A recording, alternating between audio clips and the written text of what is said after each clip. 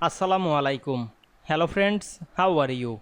Welcome back to my another video. In this video, I am going to show you how to insert right mark symbol in Excel. Let's get started. At first, you have to open your Excel workbook. Now you want to insert the right mark symbol. You want to add this symbol. You can add cell, otherwise text box. Now I am go to the insert menu, select the text box and draw a text box. Then go back again the insert menu, click the symbol option and find the font Windings. We can see here many font. Now I am select the text and write Windings, then press enter.